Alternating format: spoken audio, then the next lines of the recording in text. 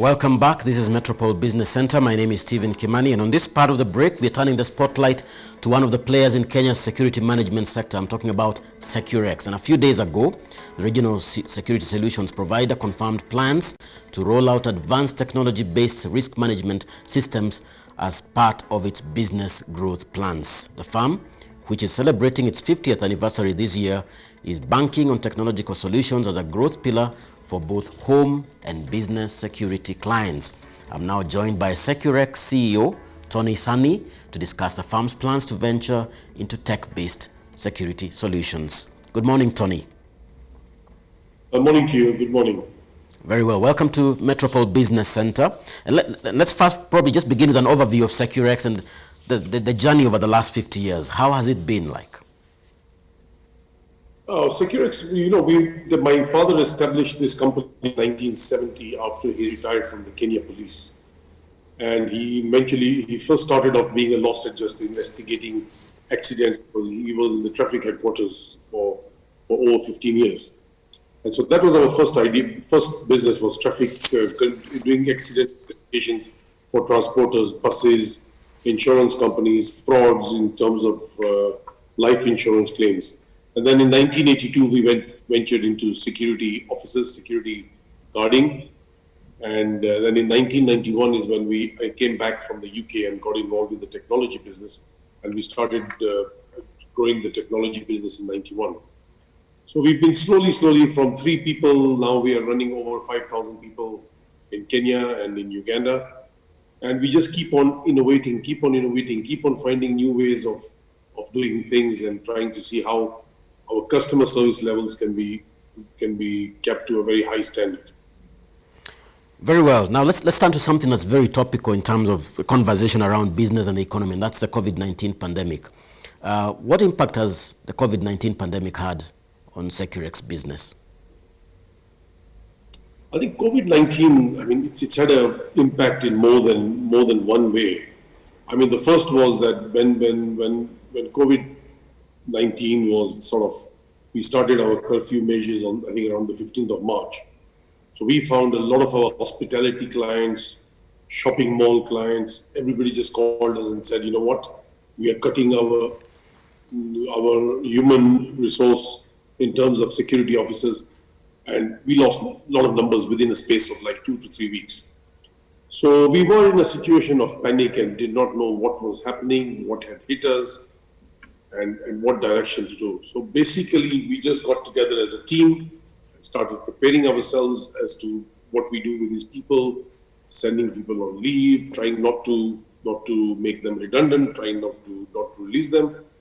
And I think my team came together, we put up a plan, and I could say we weathered the storm very well. It has affected our business also in terms of turnover because a lot of the hospitality industry can't afford us anymore. They are cutting costs. People have lost jobs. So there's been a downturn in the turnover. And it's also affected the way we deliver our services because now there's no people contact. So whereas our security officers were searching people walking into malls, searching cars, now we have to reinvent, so we can't touch people's cars, we can't do body searches. So we've now got to use gloves, we've got to use masks. So it's actually made us think a lot.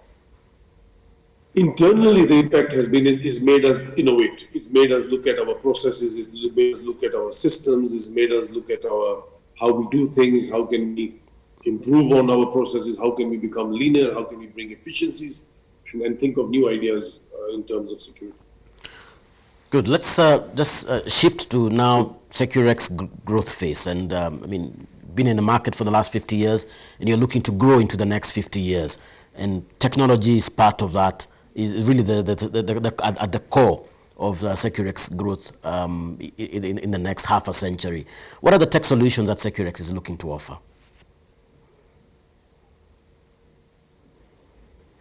The areas that we are looking at is, if you look at security, it's a luxury, and security is a luxury. Not many people can afford 40,000 shillings for a night guard at their house. So what is my goal? Being a Kenyan company, what am I looking at? I'm looking at how do I take my security to the masses, to the middle class, and even further.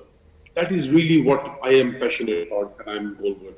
House can cost you anything between 50 to 200,000 shillings. Having a security officer is going to cost you 40,000 shillings.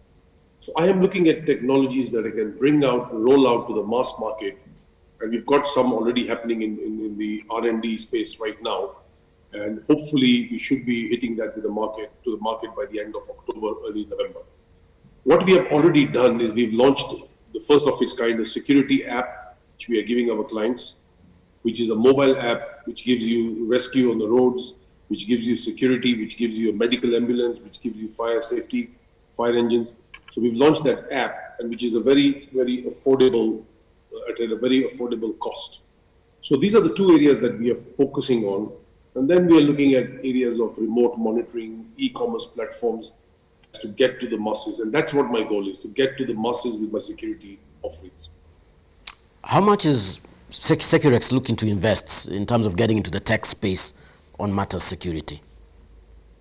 Look, the investment is going to be gradual, but we're going to invest in the near, I think coming up to the next maybe 6 months to 9 months, close to 100 million shillings, because we're going to have to get softwares which are state of the art in every platform.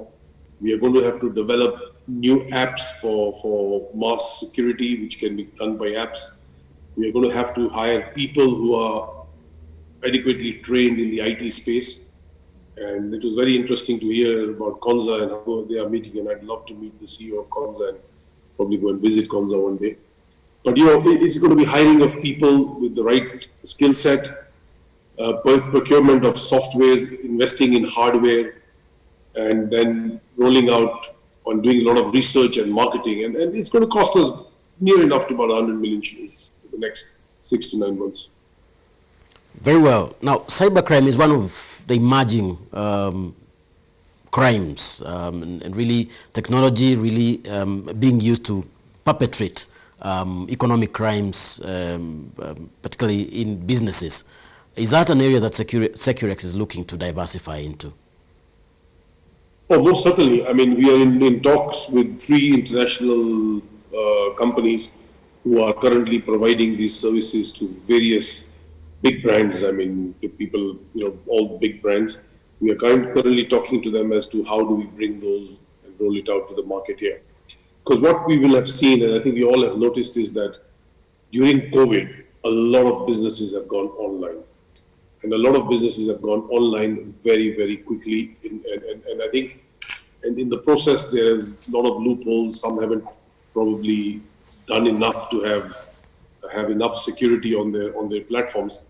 So that is something we are definitely looking at. We are already testing some of those products on our own platforms in our own office to see how they work. And then our goal is going to be going to the SMEs. I mean, if you look at the big corporates, I mean, they are already involved in cybersecurity with large companies. So our goal is going to be go out and try to give the offering to medium SMEs who cannot afford to go very large cybersecurity route. So that is the route we want to take. But finally, what's the outlook for the security business in Kenya? I think what I've realized is that before pandemic, there was this feeling during the pandemic that, or during the pandemic still, the feeling that security will go, but we've realized that that's not the case. Security services will stay. There is no question about it. Manned guarding will stay. It will not disappear. That everybody thinks technology will replace people. No. What we are finding is that we will invest in technology, but we need people to manage that technology. So the skill set and the training we give to the people is going to be very different.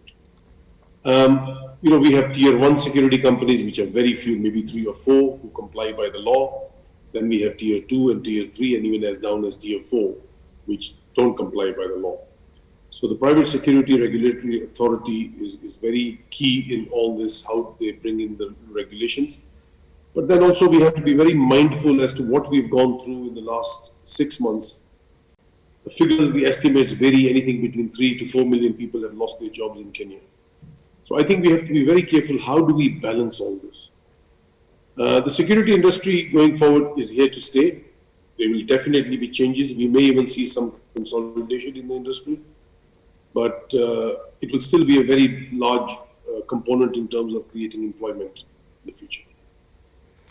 Very well. Thanks, Tony, for your time and just for letting us in to Securex and its future plans in this market. Thank you so much, and thank you for having me. Thank you. Asante sana. That was Tony Sahni, the CEO of Securex, which is marking its 50th anniversary here in Kenya in the security management sector. And this has been Metropol Business Center. I've been your host, Stephen Kimani. Join me next week as we discuss more in the area of technology and particularly within the business and economic space here on Metropol Business Center or Metropol TV, Kenya's 24-hour business channel. Do enjoy the rest of your viewing.